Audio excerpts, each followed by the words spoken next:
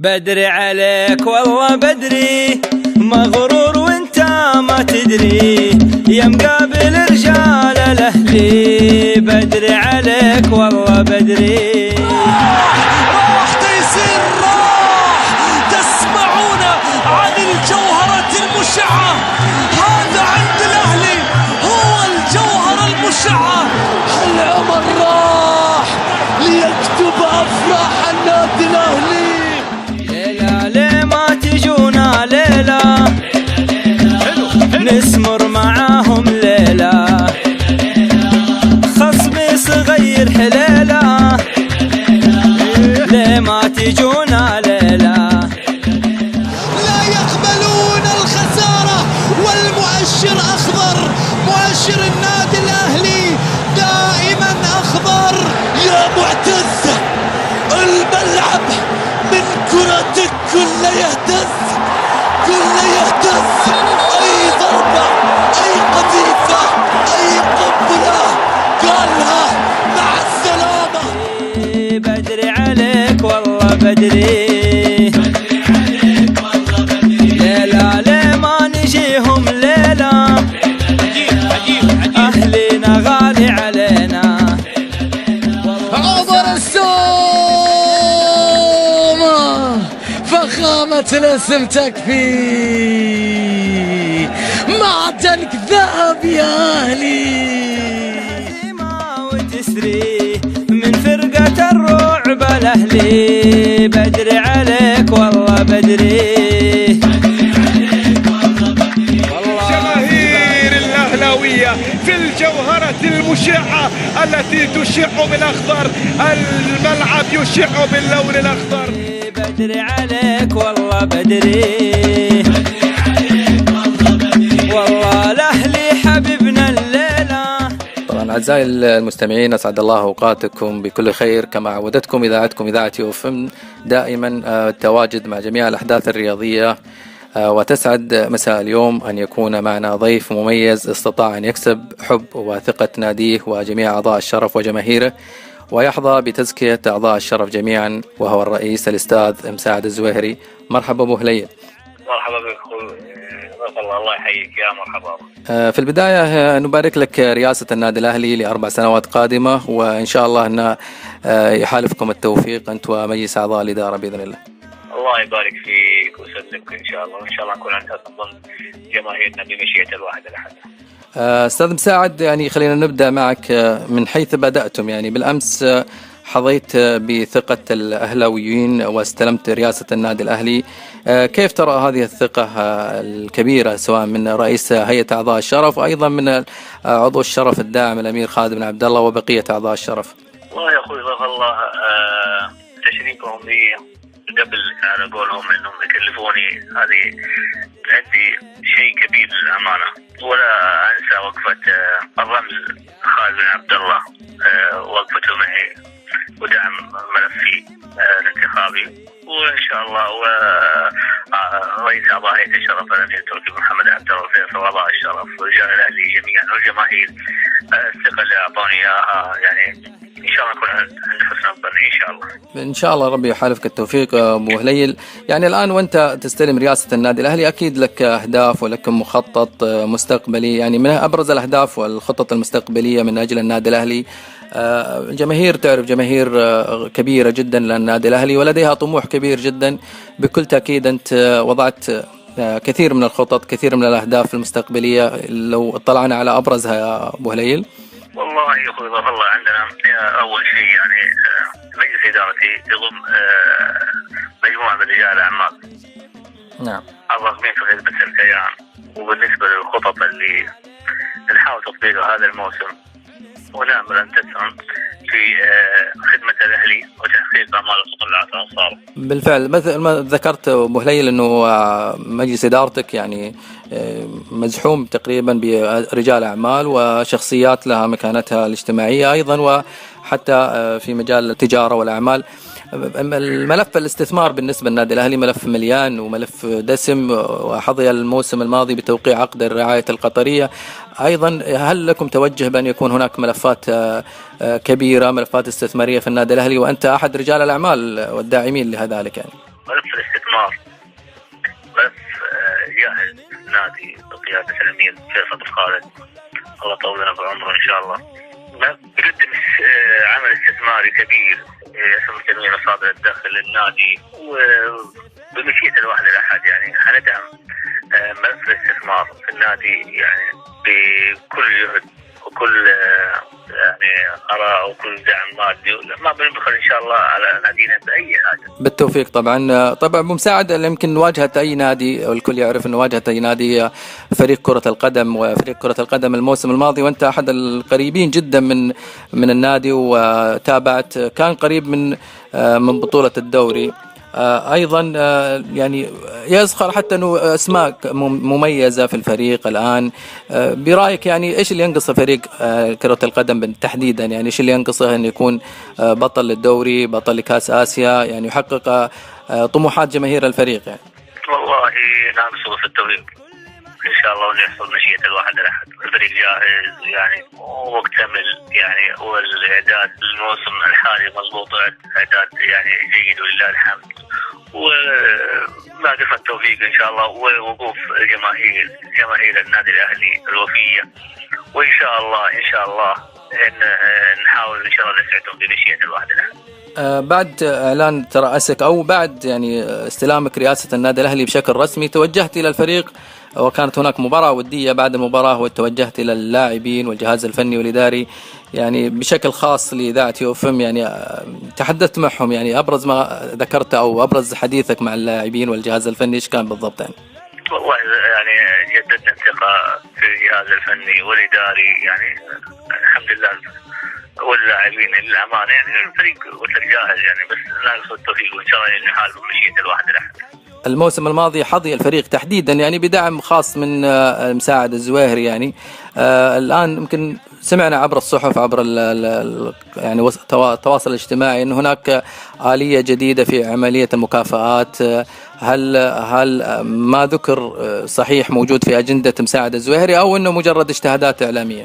بمشيئة الواحد الأحد إنه تحفيز اللاعبين ومكافآت اللاعبين إن شاء الله بتكون يعني أول بأول بمشيئة الواحد الأحد بيسلمونها، ما بنتأخر عليهم إن شاء الله بوقت الواحد الأحد. ممتاز. بالنسبة طبعا على المستوى الجماهير، أنت ذكرت الجماهير، وممكن تجد دعم كبير جدا من الجماهير، وجماهير الأهلي سعيدة بتواجدك على كرسي الرئاسة. هذه الجماهير بماذا توعدها مساعد الزويهري؟ يعني وعدي لها أني أسعى بكل ما أوتيه من جهد ومال بيساعدهم. على المستوى الإعلامي لاحظنا أن هناك أيضا تطور كبير جدا، توسع كثير جدا، واهتمام من قبلكم من خلال قناة الملكي. يعني ماذا عن هذه القناة التي وجدت أصداء كثيرة جدا عند الوسط الرياضي، أن يكون النادي الأهلي لديه قناة خاصة به تحمل اسم الملكي؟ قناة فضائية، قناة الملكي، هذه هدية من مساعد الزويهري لجمهور النادي الأهلي، الجمهور الوفي، الجمهور المحب، يعني يكونوا قريبين من النادي، وتكون عندهم الرؤية واضحة في جميع المناشط الثقافية الاجتماعية الرياضية، يكونوا قريبين من النادي إن شاء الله. إنها اليوم وبكرة مشيئة الواحد الأحد نكون صداها قول مشيئة الواحد الأحد. بالنسبة طبعا الألعاب المختلفة، الأهلي هو سيد هذه الألعاب، سيد الأهلي يعني فريق كبير في جميع الألعاب المختلفة، هو بطل في كل لعبة. أنت الموسم الماضي كنت داعم لهذه الألعاب بشكل عام، يعني ماذا عن الموسم القادم والمواسم القادمة بشكل عام؟ والله يا أخوي والله النادي الأهلي نادي شامل والألعاب كاملة، ودعما من مشيئة الواحد الأحد يعني ما مختصر على الفريق الأول، حيكون لجميع الألعاب وجميع الفئات، يعني حندعمها بقدر يعني بالشيء اللي يعني يسعد الجماهير إن شاء الله حيكون. بالنسبة أيضا أنت من الناس اللي تدعم المسؤولية الاجتماعية أبو هليل، يعني ماذا عن المسؤولية الاجتماعية في النادي الأهلي في المستقبل؟ يعني بمشيئة الواحد الأحد إن شاء الله بتكون يعني مختلفة اختلاف يدري ان شاء الله. ابو هليل، يمكن ساعدك كثير الاستقرار اللي موجود في ناحيه الاداره، من ناحيه الفريق الاول، من ناحيه حتى ايضا على النتائج. هل حيساعدك انت في ادارتك ان يكون الاستقرار هذا يعني يقدم النجاحات اكثر واكثر، سواء على الفريق الاول او حتى على اللاعبين او حتى ايضا حتى على الاجهزه الاداريه والفنيه؟ اكيد يعني الاستقرار الموجود في النادي يعني هو سبب من مسببات نجاحنا. يعني فريق النادي مستقر ولله الحمد، والاضافات يعني اضافاتنا بسيطه، وقلت يعني اول واخر التوفيق لله سبحانه وتعالى. هل جماهير الاهلي تسمع من مساعد الزويهري ربما ان يكون هناك لاعبين محليين عندما يحتاج الاهلي لاعب محلي او لاعب اجنبي؟ هل اداره النادي الاهلي بقياده مساعد الزويهري حتسعى لجلب اي لاعب يحتاجه الاهلي؟ يعني بقول لك ان شاء الله ما بخلي من جهدي يعني من مالي اي لاعب يعني يحتاجه الفريق بمشيئة الواحد الاحد. ان شاء الله حنوصل للنادي بمشيئة المولى. اقول ماذا عن حقوق النادي الاهلي؟ هناك من يطالب بحقوق النادي الاهلي المعنويه، الماديه، الاجتماعيه، بشكل عام.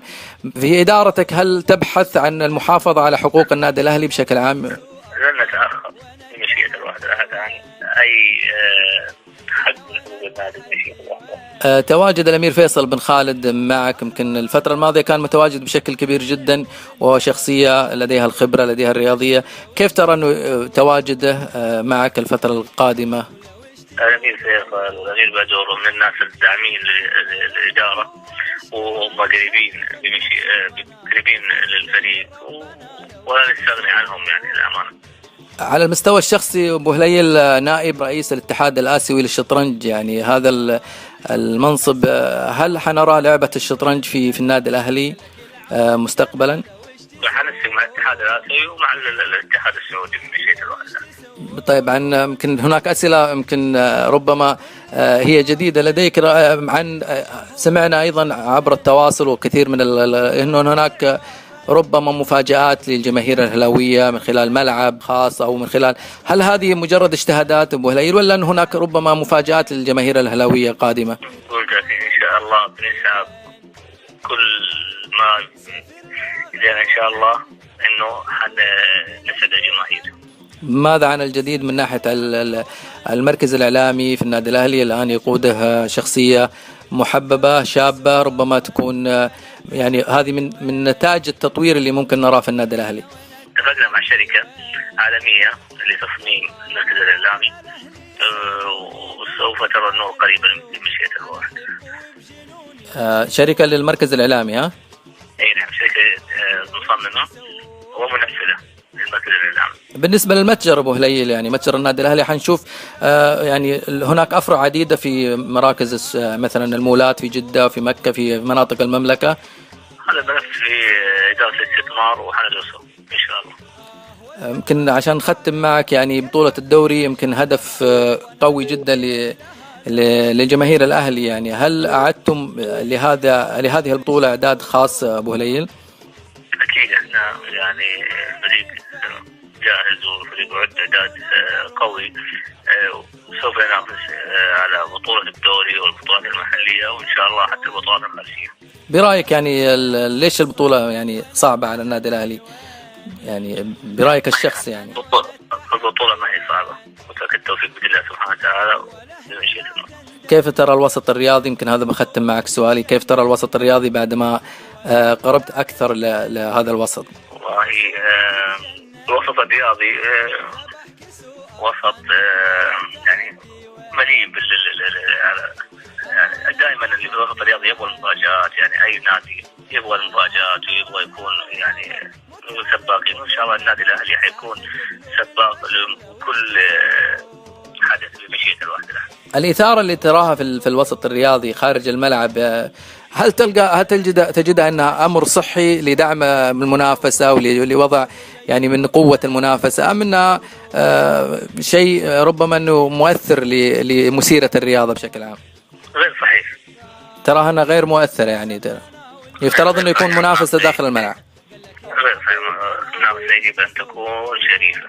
كلمة أخيرة للجمهور الأهلي يا أبو هليل. والله إن شاء الله، بس نقول نبغاهم قريبين من النادي وقريبين من الفريق بمشيئة الواحد الأحد، وإن شاء الله حنسعى كل ما بوسعنا لنساعدهم بمشيئة الواحد الأحد.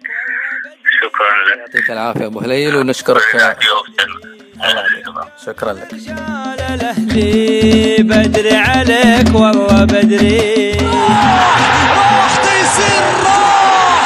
تسمعون عن الجوهرة المشعة، هذا عند الأهلي هو الجوهرة المشعة. العمر راح ليكتب أفراح النادي الأهلي.